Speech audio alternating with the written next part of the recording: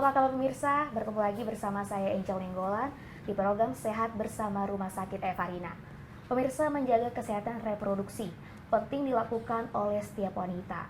Hal tersebut dapat dimulai dari melakukan kebiasaan sederhana sehari-hari. Mengingat fungsi organ reproduksi sangat penting bagi wanita, sudah seharusnya kesehatannya dijaga dengan baik. Ada beberapa tips yang bisa dilakukan, mulai dari mengenal bagian-bagiannya, selalu menjaga kebersihan, mengkonsumsi makanan sehat, menghindari rokok dan minuman beralkohol, dan tidur yang cukup adalah kebiasaan yang membantu sistem reproduksi tetap sehat. Agar tahu lebih lanjut tentang cara menjaga kesehatan reproduksi wanita, kita akan berbincang dengan dokter. Silakan dokter, perkenalkan. Ya, perkenalkan, nama saya Dr. Ivan Christian Pasaribu, SPOG. Saya dokter di Rumah Sakit Evarina Tahun Brastagi. Oke dokter, untuk pertanyaan pertama dokter, apa saja organ reproduksi wanita beserta fungsinya, bisa dijelaskan dokter? Ya, jadi kalau untuk organ reproduksi wanita itu secara umum terbagi atas dua, yaitu organ genitalia eksterna dan juga organ genitalia interna. Organ genitalia eksterna terdiri dari mons pubis, yaitu seperti bagian lemak yang berada di atas simfisis yang berhubungan juga dengan rangsangan seksual. Kemudian adanya klitoris ya merupakan bagian yang paling sensitif pada wanita. Kemudian adanya uretra merupakan pintu keluar masuknya urin dari kandung kemih menuju keluar kandung kemih. Kemudian adanya introitus vagina dan juga adanya kelenjar Bartholin. Sementara untuk bagian organ genitalia interna itu terdiri dari vagina, kemudian serviks, kemudian rahim, tuba fallopi, dan juga ovarium. Oke, baik dok. Untuk pertanyaan selanjutnya dok, apa itu kesehatan reproduksi? Bisa dijelaskan ke pemirsa? Oke, kesehatan reproduksi itu menurut WHO ialah suatu keadaan sejahtera secara fisik, mental maupun sosial, bukan semata-mata terlepas dari gangguan kecacatan ataupun gangguan yang berhubungan dengan sistem reproduksinya. Oke, untuk kesejahteraan yang tadi dokter jelaskan itu meliputi sosial termasuk ya dok? Termasuk juga bagian sosialnya. Pertanyaan selanjutnya, untuk wanita dok, apa saja gangguan reproduksi yang terjadi pada wanita? Mungkin saja gejala awal hingga jika dibiarkan terus-menerus dapat mengakibatkan diagnosa yang lebih parah. Apa itu? Jadi kalau gangguan reproduksi pada wanita itu dibagi berdasarkan siklus kehidupannya. Seperti dimulai dari masa konsepsi. Jadi diharapkan di sini ibu yang sedang hamil memiliki antenatal care yang cukup baik, kemudian sampai persalinan juga masa nifasnya mendapat penanganan yang baik, dan juga bayi yang baru lahir itu juga diharapkan memiliki penanganan yang baik juga, sehingga menentukan untuk kualitas kehidupannya ke depannya seperti itu. Dan pada saat anak dan bayi juga mendapatkan seperti imunisasi yang baik, kemudian pertumbuhan yang baik seperti itu. Kemudian memasuki usia remaja maupun pubertas, ya di situ diharapkan memiliki si anak ini mendapatkan sex education yang baik tentang bagaimana penularan penyakit menular seksual seperti itu. Kemudian informasi yang cukup tentang kesehatan reproduksinya sendiri. Kemudian untuk setelah itu memasuki usia reproduktif, terutama untuk pasangan yang aktif secara seksual, diharapkan untuk tidak bergonta-ganti pasangan. Kemudian itulah diharapkan setia kepada pasangannya untuk menghindari penyakit-penyakit seperti penyakit menular seksual, HIV maupun AIDS, dan seperti kanker serviks. Memasuki lanjut usia, wanita-wanita ini diharapkan memiliki penanganan yang baik seperti untuk masalah-masalah menopause, osteoporosis, kemudian mendapatkan perhatian yang baik juga dari keluarga-keluarganya. Gitu.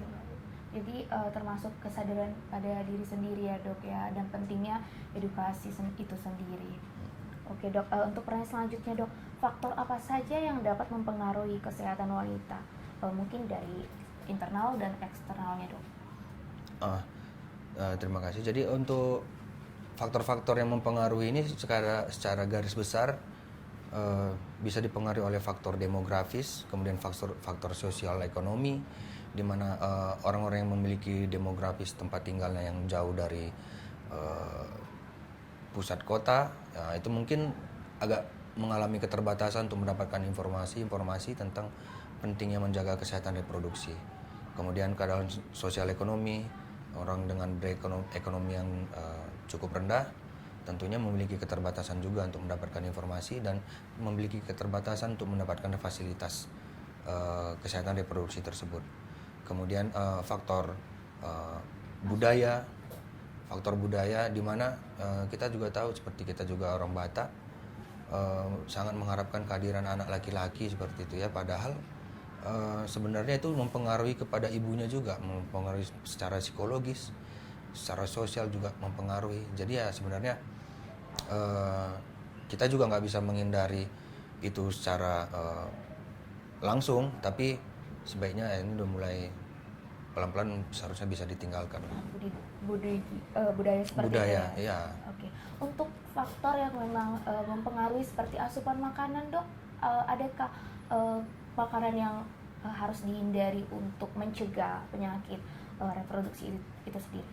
Ya, kalau untuk makanan sebenarnya nggak ada makanan khusus yang bisa menjaga kesehatan reproduksi, tapi yang jelas makanan yang dengan gizi seimbang tentu itu akan sangat membantu metabolisme dan juga kesehatan reproduksi. Seperti zaman dulu itu ada istilah 4 sehat 5 sempurna ya. Jadi di situ kita bisa mendapat adanya karbohidrat, protein, zat besi, kalsium, dan komponen-komponen lainnya yang memang dibutuhkan untuk menjaga kesehatan reproduksi kita sendiri.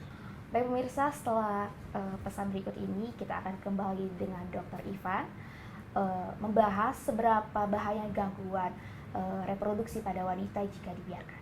Tetaplah bersama kami.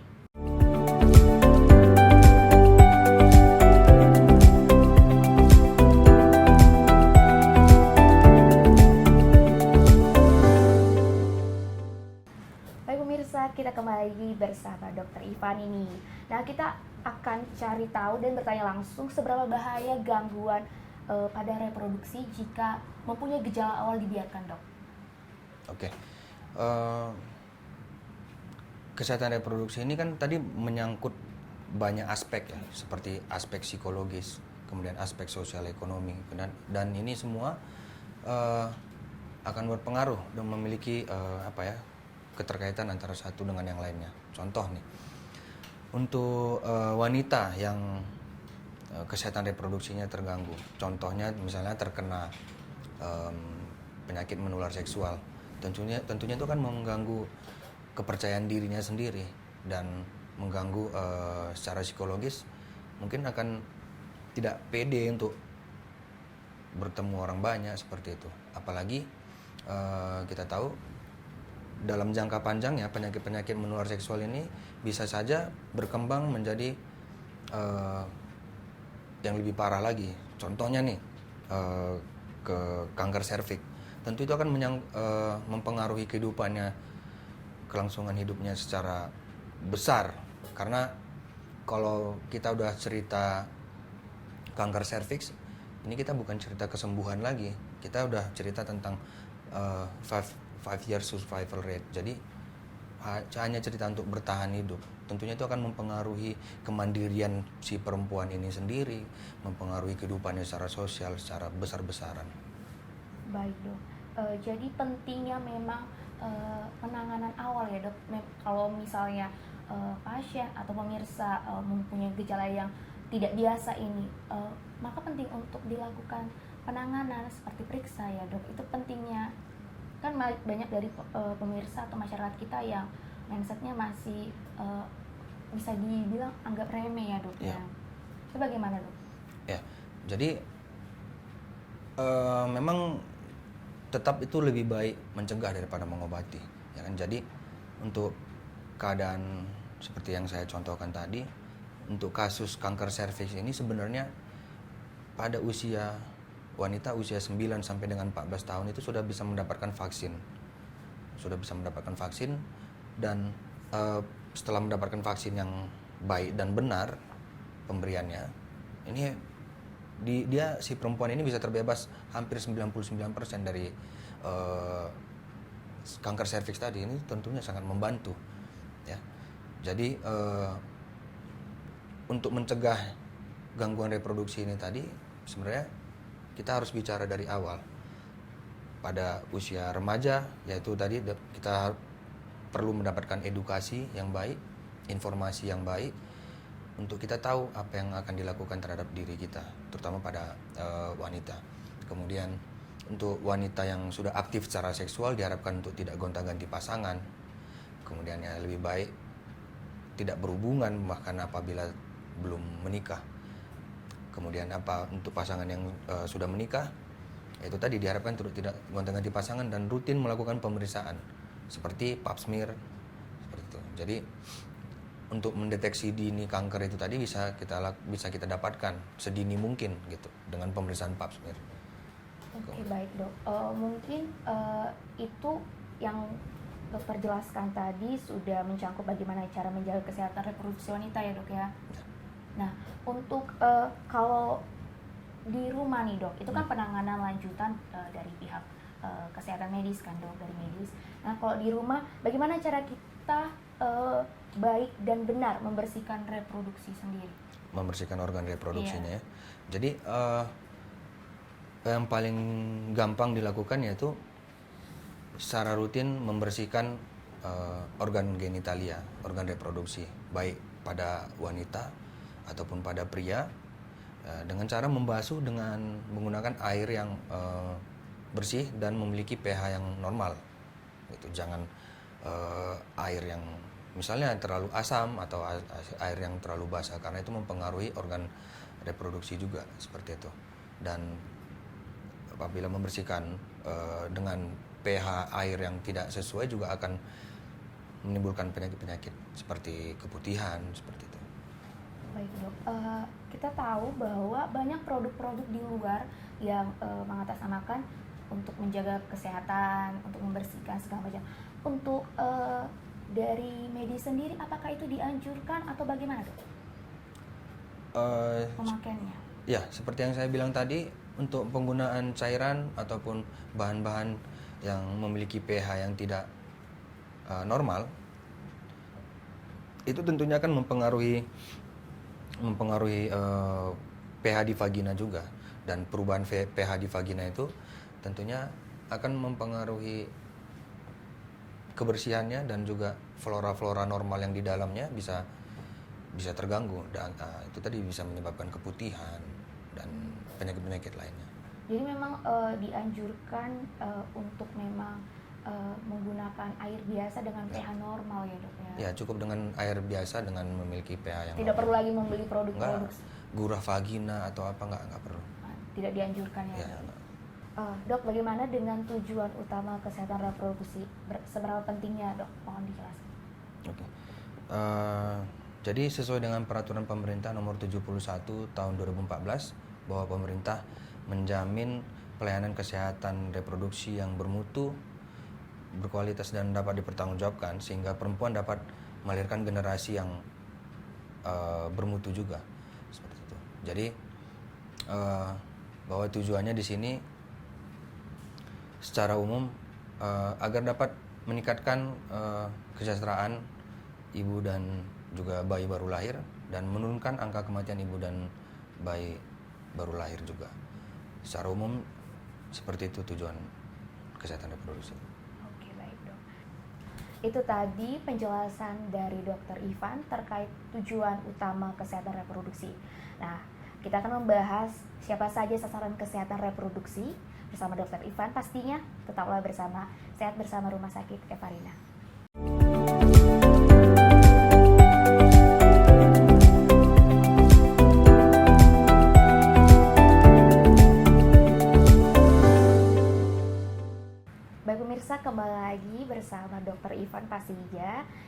bersama Rumah Sakit Evarina. Nah, dokter, siapa saja sasaran kesehatan reproduksi? Oke. Ya, yang menjadi sasaran utama kesehatan reproduksi ini ialah kelompok wanita dan pria usia subur ataupun yang sudah menikah, kemudian putri maupun putra usia remaja yang belum menikah, kemudian dan juga kelompok-kelompok yang memiliki resiko seperti kelompok pekerja seksual dan masyarakat prasejahtera. Selain itu, yang menjadi sasaran untuk kesehatan reproduksi ini juga yaitu tenaga medis seperti dokter, bidan, perawat, kemudian tokoh masyarakat, tokoh agama, dan juga LSM yang diharapkan dapat memberikan edukasi yang lebih menyeluruh pada masyarakat seperti itu. Baik, dok. Untuk khususnya perempuan, dok, penanganan apa yang dibutuhkan untuk tetap bisa menjaga kesehatan reproduksinya? Oke. Untuk penanganan secara khusus sebenarnya tidak ada. Yang penting yang terpenting di sini ialah seperti itu tadi, ada penanganan yang sejak usia remaja seperti vaksin tadi, kemudian setelah memasuki usia produktif tidak bergonta-ganti pasangan, kemudian melakukan seks yang aman seperti itu. Oke. Tadi dokter ada menjelaskan terkait vaksin. Nah, bisa dijelaskan dok, vaksin yang memang memenuhi kriteria untuk menjaga kesehatan reproduksi itu sendiri? Oke, terima kasih. Jadi yang saya maksudkan vaksin itu tadi adalah vaksin yang untuk mencegah CA cervix ya.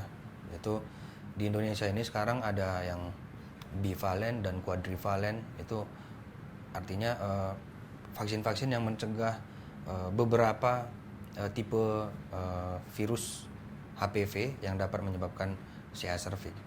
Sesuai dengan yang dikatakan ataupun yang diharapkan oleh WHO, maka yaitu pada perempuan usia 9 sampai dengan 14 tahun diharapkan di situ sudah melakukan vaksinasi.